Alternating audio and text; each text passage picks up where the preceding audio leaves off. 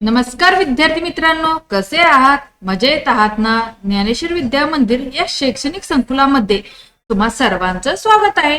विद्यार्थी मित्रांनो, तुम्ही आपल्या ज्ञानेश्वर विद्या मंदिर व स्वामी समर्थ ई लर्निंग या युट्यूब चॅनेलला सबस्क्राईब केले का? जर सबस्क्राईब केले नसेल तर लगेचच सबस्क्राईब करून घ्या व सबस्क्राईब समोर जे नोटिफिकेशन आहे त्याला हिट करा, जेणेकरून आपल्या चॅनलवरती अपलोड होणारे नवनवीन शैक्षणिक व्हिडिओज, माहिती, निबंध, छान छान गोष्टी सगळ्यात आधी तुम्हाला पाहायला मिळतील. आज आपण पाहणार आहोत संत एकनाथ महाराजांच्या रंजक गोष्टी. काय पाहणार आहोत?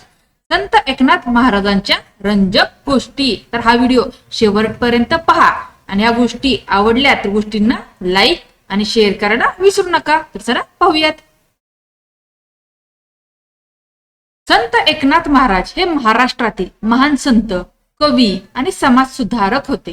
त्यांनी आपल्या आयुष्यात भक्ती, समानता आणि माणुसकीचा संदेश दिला. त्यांचा जन्म पैठण येथे झाला.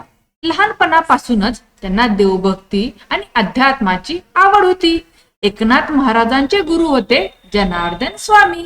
गुरूंच्या मार्गदर्शनाखाली त्यांनी वेदशास्त्रांचा अभ्यास केला आणि भक्तीचा खरा अर्थ समजून घेतला. संत एकनाथ महाराजांच्या काही रंजक आणि प्रेरणादायी गोष्टी आपण आता चला पाहूयात. गंगाजल आणि तहानलेला गाढव. पहिली गोष्ट काय आहे? गंगाजल आणि तहानलेला गाढव. एकदा संत एकनाथ महाराज काशीला गेले होते. त्यांनी तेथून पवित्र गंगाजल आणले. ते गंगाजल रामेश्वरला अर्पण करायचे होते. परतीच्या प्रवासात उन्हाळा खूप कडक होता. रस्त्यात त्यांना एक तहानलेला गाढव दिसला. तो पाण्यासाठी तडफडत होता. लोक म्हणाले, हे गंगाजल देवासाठी आहे, ते गाढवाला देऊ नका. पण एकनाथ महाराज म्हणाले, देव सर्वत्र आहे, या प्राण्यातही देव आहे. त्यांनी ते पवित्र गंगाजल त्या गाढवाला पाजले. लोकांना आश्चर्य वाटले. ते म्हणाले, महाराज, तुम्ही देवासाठी आणलेले पाणी गाढवाला का दिले? महाराज शांतपणे म्हणाले, जिथे दया आहे तिथेच देव आहे. ही गोष्ट आपल्याला शिकवते की माणुसकी आणि करुणा हेच खरे धर्म आहे. आता संत एकनाथ महाराजांची दुसरी गोष्ट पाहूयात. थुंकणाऱ्या माणसाची गोष्ट. काय नाव आहे गोष्टीचं? थुंकणाऱ्या माणसाची गोष्ट. एकदा एकनाथ महाराज नदीवर स्नान करत येत होते. एक वाईट स्वभावाचा माणूस त्यांच्या अंगावर थुंकला. महाराज काही बोलले नाहीत. ते पुन्हा नदीवर गेले, स्नान केले आणि परत येऊ लागले. तो माणूस पुन्हा त्यांच्या अंगावर थुंकला. असे अनेक वेळा झाले. प्रत्येक वेळी महाराज शांतपणे नदीवर जाऊन स्नान करून येत होते. शेवटी तो माणूस थकला आणि त्याला आपली चूक समजली. तो महाराजांच्या पायावर पडला आणि म्हणाला, माझी चूक झाली, मला माफ करा. महाराज म्हणाले, तू मला नदीत स्नान करण्याची संधी दिलीस, त्यामुळे मी तुझा आभारी आहे. या गोष्टीतून आपल्याला संयम, शांतता आणि क्षमाशीलतेचा मोठा धडा मिळतो. पुढची गोष्ट पाहूयात. समानतेचा संदेश. काय नाव आहे गोष्टीचं? समानतेचा संदेश. त्या काळात समाजात जात पात मोठ्या प्रमाणात होती. लोक एकमेकांना कमी लेखत असत, पण एकनाथ महाराजांनी सर्वांना समान मानले. एकदा त्यांनी एका तथाकथित खालच्या जातीच्या माणसाला आपल्या घरी जेवायला बोलावले. काही लोकांनी त्यांना विरोध केला, पण महाराज म्हणाले, देव सर्वांचा आहे, माणूस माणसापेक्षा मोठा नाही.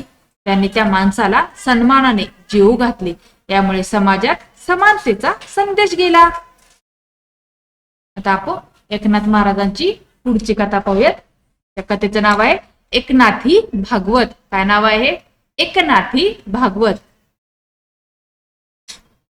संत एकनाथ महाराजांनी अनेक धार्मिक ग्रंथ लिहिले. त्यातील एकनाथी भागवत हा ग्रंथ अत्यंत प्रसिद्ध आहे. त्यांनी भागवत धर्म साध्या मराठी भाषेत लिहिला, जेणेकरून सामान्य लोकांनाही तो समजेल.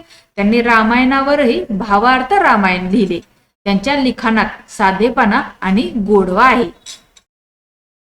आपण एकनाथ महाराजांची पुढची गोष्ट पाहू. जनार्दन स्वामींची सेवा. काय? जनार्दन स्वामींची सेवा. एकनाथ महाराज आपल्या गुरूंची अत्यंत भक्तीने सेवा करत. एकदा त्यांच्या गुरूंनी त्यांना किल्ल्याची जबाबदारी दिली. त्यावेळी शत्रूने हल्ला केला. एकनाथ महाराजांनी शस्त्र हातात घेऊन धैर्याने किल्ल्याचे रक्षण केले. गुरूंच्या आज्ञेचे पालन आणि कर्तव्यनिष्ठा यांचे हे सुंदर उदाहरण आहे. आता एकनाथ महाराजांची पुढची गोष्ट पाहूयात. त्या गोष्टीचं नाव आहे भजन कीर्तनाची परंपरा. काय आहे? भजन कीर्तनाची परंपरा. एकनाथ महाराज नेहमी भजन कीर्तन करत.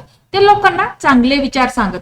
त्यांच्या कीर्तनात प्रेम, भक्ती आणि समाज सुधारणा यांचा संदेश असे. त्यांनी लोकांना सांगितले की देव मिळवण्यासाठी मोठ्या यज्ञाची गरज नाही, फक्त मन शुद्ध आणि विचार चांगले असावेत. एकनाथ महाराजांची पुढची गोष्ट आहे पैठणचे महत्व. काय आहे? पैठणचे महत्व. पैठण हे एकनाथ महाराजांचे जन्मस्थान आजही पवित्र मानले जाते. तेथे त्यांची समाधी आहे. दरवर्षी हजारो भक्त तेथे दर्शनासाठी येतात. पुढची गोष्ट आपल्या गोष्टी. संत एकनाथ महाराजांनी आपल्या आयुष्यातून काही महत्वाचे संदेश दिले. पहिला संदेश आहे दया आणि करुणा हेच खरे धर्म. दया आणि करुणा हेच खरे धर्म. एकनाथ महाराजांचा दुसरा संदेश आहे सर्व माणसे समान आहेत. सर्व माणसे समान आहेत. एकनाथ महाराजांचा तिसरा संदेश संयम आणि क्षमा हे मोठे गुण आहेत. संयम आणि क्षमा हे मोठे गुण आहेत. एकनाथ महाराजांचा चौथा संदेश आहे गुरुभक्ती आणि कर्तव्यनिष्ठा आवश्यक आहे. गुरुभक्ती आणि कर्तव्यनिष्ठा आवश्यक आहे. एकनाथ महाराजांचा पाचवा संदेश आहे देव सर्वत्र आहे. काय आहे? देव सर्वत्र आहे. संत एकनाथ महाराजांचे जीवन अत्यंत प्रेरणादायी आहे. त्यांनी समाजातील वाईट प्रथा दूर करण्यासाठी प्रयत्न केले. त्यांनी साध्या भाषेत ग्रंथ लिहून सामान्य लोकांना भक्तीचा मार्ग दाखवला.